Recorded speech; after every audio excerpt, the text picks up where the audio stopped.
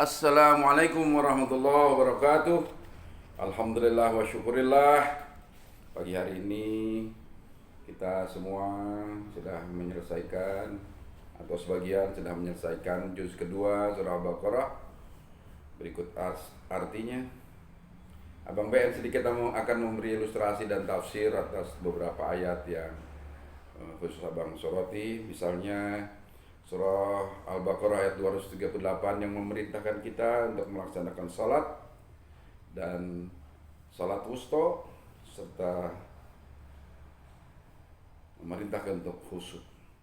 Hafizu 'alas salawati was salawatil wusta wa qumu lillahi qanitin. Al-Baqarah 238. Peliharalah semua salatmu dan peliharalah salat wusta. Kita diperintah untuk melaksanakan semua salat kewajiban 5 waktu kita, ya, dan salat wusta, salat asar sebagian mufasir mengatakan, dengan khusyuk.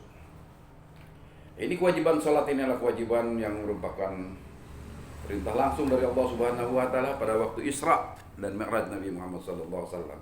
Sekarang bulan Rajab, bulan ketika Allah memerintahkan untuk melaksanakan ibadah salat. Perintah itu langsung diterima oleh Rasulullah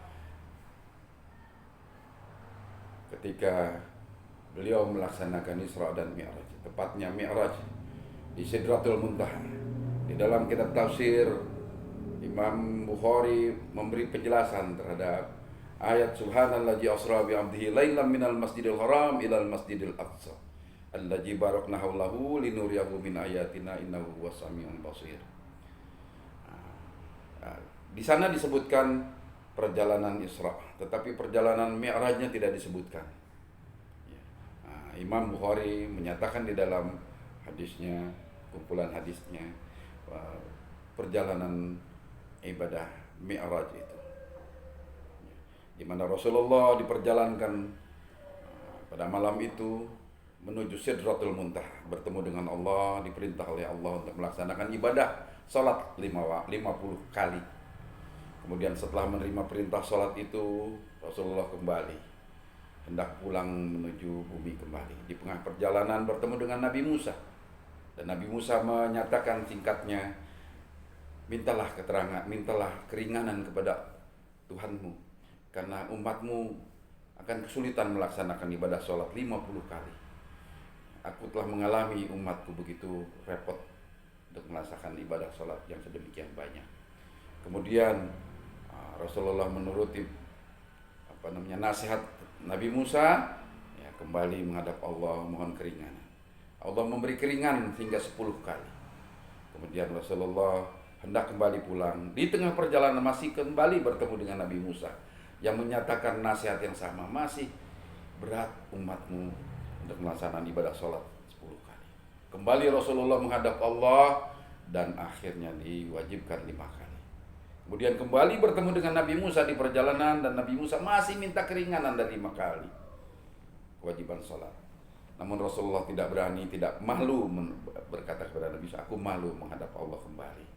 Ya, sungkan menghadap Allah kembali, sudahlah aku ikhlas menerima, mudah-mudahan umatku akan sanggup melaksanakannya. Ibadah itulah sekedar riwayat daripada perjalanan Mi'raj Rasulullah yang pulang dengan membawa kewajiban melaksanakan ibadah salat.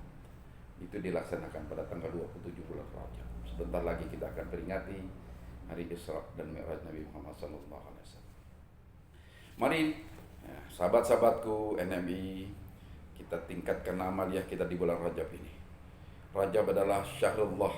Dalam satu hadis dikatakan, Inna Rajaba syahrullah, sesungguhnya bulan Rajab ini adalah bulannya Allah. Wa Sa'ban sahri, dan bulan Sa'ban adalah bulan umatku. Wa Ramadan sahri ummati, dan bulan Ramadan adalah bulan bagi umatku. Inna Rajaba syahrullah, sesungguhnya bulan Rajab adalah bulannya Allah. Wa Sa'ban sahri, dan Sa'ban adalah bulanku, kata Nabi. Wa Ramadan sahri ummati, dan bulan Ramadan adalah bulan bagi umatku. Ini menunjukkan kemuliaan dan keagungan bulan-bulan Rajab, bulan Sa'ban, dan bulan Ramadan. Ya, dalam satu riwayat disebutkan Rajab berasal dari tarjib, artinya mulia dan agung. Bulan yang penuh dengan kemuliaan. ibadah di bulan Rajab sama dengan ibadah 70 kali dibanding bulan-bulan yang lain. Ibadah di bulan Sya'ban kebaikannya 700 kali dibandingkan bulan-bulan yang lain. Sedangkan ibadah di bulan Ramadan tidak terhingga, karena hanya Allah yang membalasnya dan menilai besarnya pahala. Demikianlah bulan Rajab hendaknya kita isi dengan sebaik-baiknya amalan. Apa yang harus kita kerjakan di bulan Rajab? Yang pertama, sesuai dengan tuntunan Allah dan Rasul di dalam Quran dan hadis, mari tingkatkan amaliyah kita. Amaliyah apa di bulan Rajab? Yang pertama, banyaklah berserah diri kepada Allah, beristighfar, mohon ampun kepada Allah. Ayatnya, wasari'u ila maghfiratin mir rabbikum, bersegeralah kamu memohon ampunan dari Tuhan. Wa jannatin arduha samawati wal ard, dan orang-orang yang beristighfar kepada Allah disediakan jannah yang luasnya seluas lapis langit dan bumi. Uiddat lil muttaqin, disediakan bagi orang yang bertakwa. Itu yang pertama.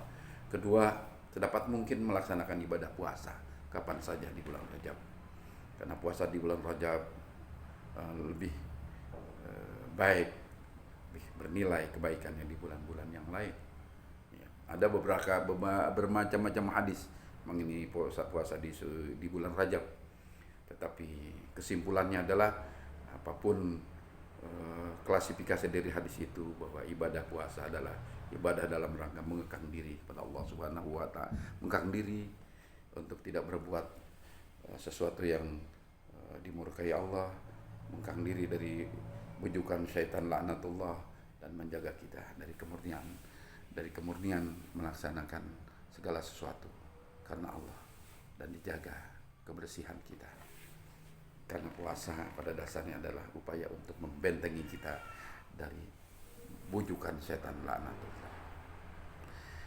Saudara-saudara sekalian rahimakumullah, saya ingin sedikit menambahkan tentang puasa.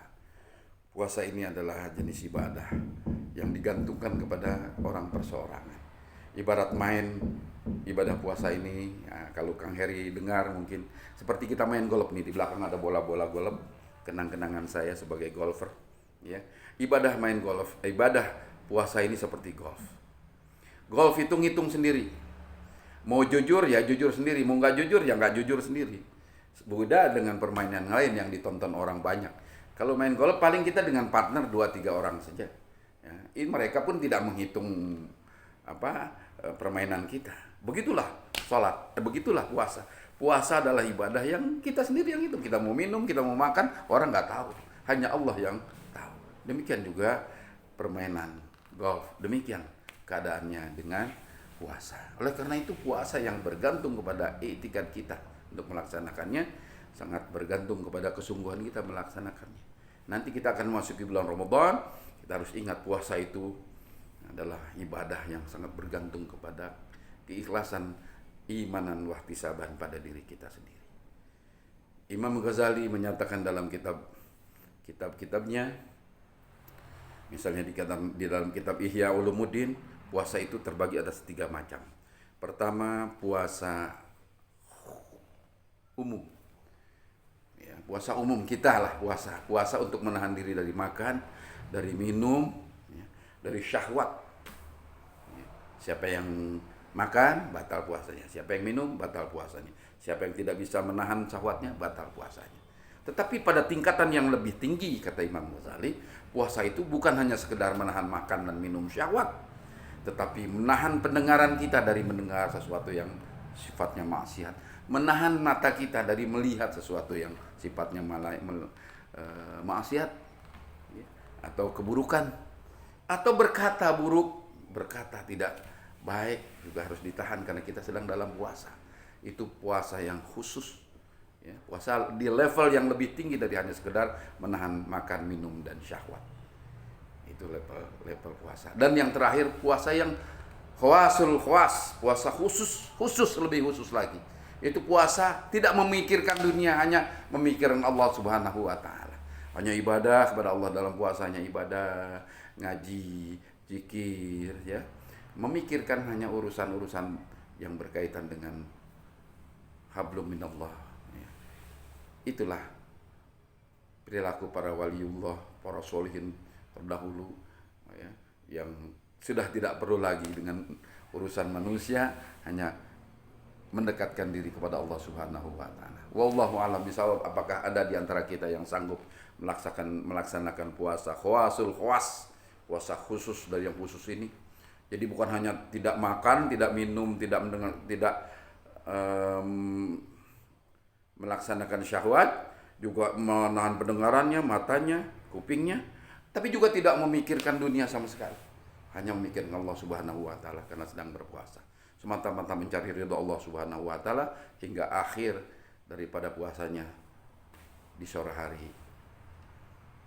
Wallahu a'lam bishawab. Itu yang ilustrasi tentang puasa. Akhirnya di bulan Rajab ini mari kita tingkatkan kuantitas dan kualitas ibadah salat kita. Ya, diperbaiki, baca lebih tartil, lebih tertib, dilaksanakan tepat waktunya, dilaksanakan secara berjamaah bagi yang laki-laki. Tapi bagi wanita ya usahakan berjamaah di rumahnya. Ya. Khusus untuk kuantitasnya ditambah dengan salat-salat rawatib, ba'diyah dan qobliyah yang menyertai salat-salat fardu. Dibangun tengah malam untuk melaksanakan ibadah nawafil, salat-salat qiyamul lail, salat sunnah hajat, salat sunnah taubah, salat sunnah istikharah dan yang lain-lain.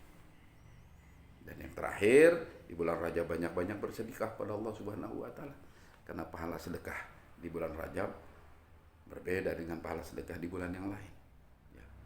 Dalam banyak hadis sahih disebutkan bahwa ibadah sedekah sama tingkatan kebaikannya dengan ibadah salat yang bernilai sampai 70 kali, 700 kali lebih baik daripada ibadah di bulan yang lain. Itu yang dapat Abang sampaikan, mudah-mudahan ada manfaatnya. Mari kita tingkatkan kualitas salat kita. Mari kita berpuasa. Besok puasa Ayyamul Bait, ya, Ayyamul Bait 13, 14, 15. Puasa Ayyamul Bait 3 hari sama dengan puasa setahun. Mari kita laksanakan ibadah puasa esok hari Kamis, Jumat, Sabtu. Ya, di bulan Rajab. Bukan hanya setahun, berarti kelipatannya demikian banyak. Insya Allah. Ya. Bagi beberapa orang yang tidak, kenapa ibadah harus memikirkan pahalanya? Ya apa-apa, mari kita laksanakan. Tetapi Allah sudah menjanjikan kebaikan yang lebih banyak di bulan Rajab. Tinggal kita memaknainya apa keimanan dan keikhlasan kita dalam ibadah pada Allah Subhanahu wa taala. Demikian yang Abang dapat sampaikan. Insya Allah beberapa hari lagi Abang akan elaborasi beberapa hal yang penting yang ingin disampaikan. Mudah-mudahan bacaan qiraatul Quran yang kita laksanakan akan menjadi bacaan yang diterima oleh Allah Subhanahu wa taala. Mudah-mudahan bacaan ini akan qiraah Al-Quran ini akan menjadi syafaat bagi kita. Mudah-mudahan juga arti yang kita baca, tafsir yang kita telaah, mudah-mudahan akan membawa kita kepada peningkatan takwa kita kepada Allah Subhanahu wa taala lebih baik. Semoga Allah meridhai segala amaliyah kita dan insyaallah kita semua di dalam rahmat taufik hidayah dari Allah Subhanahu wa taala. Assalamualaikum warahmatullahi wabarakatuh.